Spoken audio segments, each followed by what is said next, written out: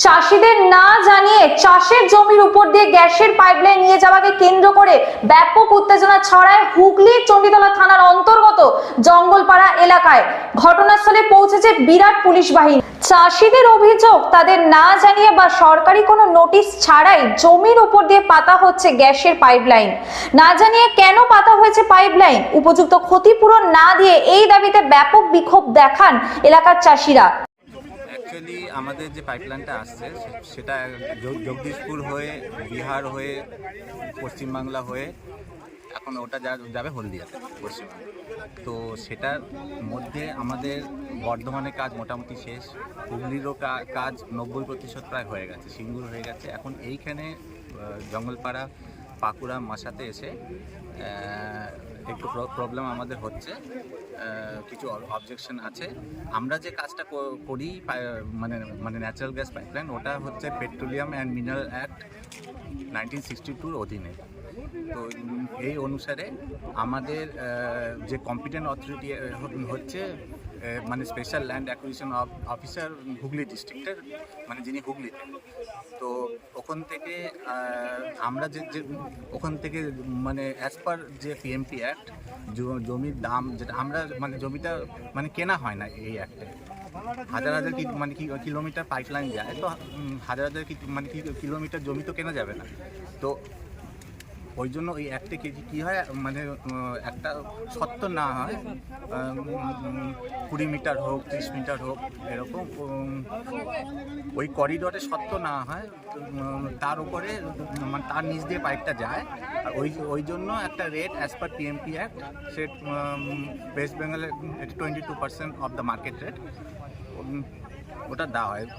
জমিটা ট্রান্সফার হয় না, যার নামে সেই থাকে। মানে এগুলো যেই কাজটা আগে থেকে করছে সেই কাজ মানে পরেও করা যাবে, খালি ওর ওপরে এমন কিছু করা যাবে না মানে যেটাতে পাইপের ক্ষতি হয়। আপনারা কি চাষিদের সঙ্গে কথাবার্তা বলেই জমি নিচ্ছেন, না চাষিদের অন্ধকারে রেখে? এইটা যখন রেট ঠিক হয়েছে, অনেকবার মানে রেট হিয়ারিং করা হয়, মানে যেটাতে চুচুড়া থেকে মানে ভূমি অধিগ্রহণ দপ্তর থেকে লোকরা আসে, আমরা থাকি, মানে চাষিরাও থাকে, আর এডিএসআর থেকে রেট নিয়ে ঠিক করা হয়। তো রেটটা আমাদের হাতে থাকে না ঠিকই, এটা এলএ ডিপার্টমেন্ট থেকে রেটটা। চাষিদের যেটা অভিযোগ, আপনারা চাষিদের না বলেই জমি অধিগ্রহণ করছেন। ওদের মানে এই অ্যাক্টের অনুসারে 3-1 আগে হয়েছে, তারপরে 6-1 হয়, গ্যাজেট পাবলিকেশন হয়, দুবার হয়, প্রত্যেকবার নোটিশ দেওয়া হয়। এখন কেউ যদি নোটিশ না নেয়, অনেক চাষি নোটিশ পায়নি। চাষিদের অভিযোগ হচ্ছে আপনারা রাস্তার ধারে জমির যা দাম দিচ্ছেন, মাঠের মাঝখানে জমির দাম আলাদা হচ্ছে, মানে দামের তারতম্য হচ্ছে। আমরা তো দাম ধার্য করছি না, রাস্তার ধারের দাম একটু বেশি, মানে সব জায়গাতেই, এখানেও আছে রাস্তার ধারের যে জমির দাম, ওটা মাঠের জমির থেকে এখানেও বেশি। আর জমির রেটটা মানে গেল ঠিক করে না, জমির রেটটা এলএ ডিপার্টমেন্ট থেকে ঠিক হয়। এদের অভিযোগ হচ্ছে ফোরে পাঠানো, দালাল পাঠানো হয়েছে, দালালরা বাড়ি বাড়ি গিয়ে হুমকি দিচ্ছে চাষিদের, আপনারা জোর করে জমি নেওয়ার জন্য অভিযোগ করছেন। আমাদের এই রকম ধরনের কাজ করে কোনো লাভ নেই, সরকারি এরা এরকম কাজ করে না। এরা তো বলছে বাড়ি বাড়ি লোক যাচ্ছে, নোটিশ দালালরা করছে, চিঠি করছে, দালালরা নোটিশ গিয়ে হুমকি দিচ্ছে। আপনার চিঠিটা আনাচ্ছে? আনাচ্ছি। আপনার নাম ডেজিনেশন? সুদীপ্ত দাস। ডেজিনেশন? আমি ডিজিএম কনস্ট্রাকশন। আমার এই 5099 দাগের আমার জমি আমি 2019 সালে কনভার্সন করেছি। কনভার্সন করার পরে আমি পাঁচিল দিয়েছি, আমার কাছে কোনো ইস্যু হয়নি, চিঠি আসেনি, কিচ্ছু আসেনি, চিঠিও আসেনি।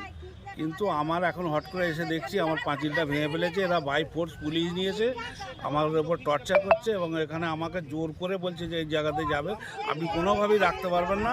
আমরা এটা বিডিওকে জানালাম, বিডিও বলে ইলিগালি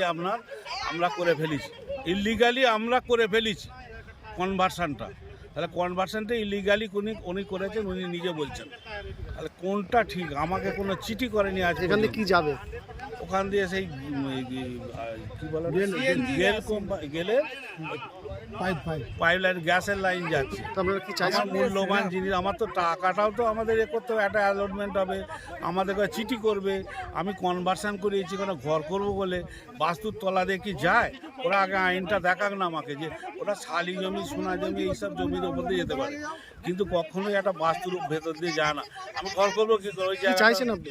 আমি ওই জায়গাটা ওদের কাছে দিতে চাইছেন, ওনারা যেখান থেকে পারে ঘুরিয়ে নিয়ে চলে যাবে। কি নাম? আমার নাম সমাজ কুমার পাল। আমার নামে ওই কাগজ আছে এবং কনভার্সনের পেপার আছে, কনভার্সনের পেপারটা দেখে নিয়ে ওদের কাছে দেওয়া আছে। না জানিয়ে গ্যাসের পাইপলাইন কেন পাতা হয়েছে চাষের জমিতে, এমনটাই অভিযোগ চাষি ভাইদের। এরকম সারাদিনের সমস্ত রকম টাটকা আপডেট পেতে চোখ রাখুন ডিএনএন বাংলায়। ডিএনএন বাংলা, সবার মনে, সবার ফোনে।